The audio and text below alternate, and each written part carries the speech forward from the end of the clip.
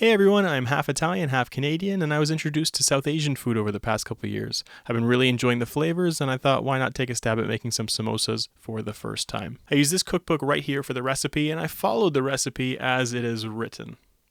Don't forget to bring your cooking Crocs, and we are ready to go. So the first thing I needed was some roast cumin, which I didn't have. So I put some cumin seeds on the stove and I heated them up. Now the book didn't tell me how long it would take, so I just kept stirring them until they started to smell like they were roasted. Once that was done, I put them into a grinder and I ground them into a fine powder that I can use not only for this recipe but for future ones. I stored that in a Ziploc bag so it would be good to go when I needed it. For the samosa filling, I took 3 peeled potatoes and cut them into cubes. Then I diced 1 red chili pepper. Moving to a saucepan, I put 1 to 3 tablespoons of oil, heated it, and added a 1/4 teaspoon of cumin seeds till it started to sizzle. I added in the potatoes and the peppers, and then stirred occasionally for about 2 to 3 minutes.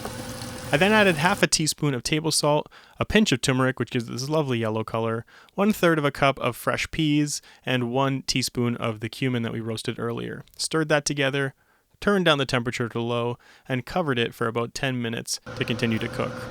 Once that was done, you can see that the potatoes are now nice and soft, and our filling is ready to be put into our samosa dough.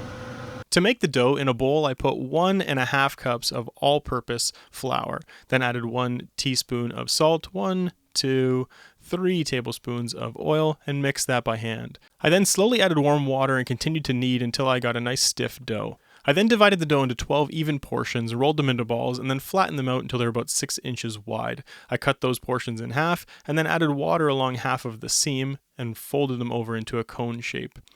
I added the filling in, making sure not to add too much so that I could still seal the open end, put more water on that end, and then folded them together to close off the samosa. Once I had done it with all of them, we're ready to fry. Adding cooking oil to a deep frying pan, I heated the oil so it was ready to start frying. I added in the samosas and could fit about 6 or so in the pan at a time, flipping over as they turn golden brown.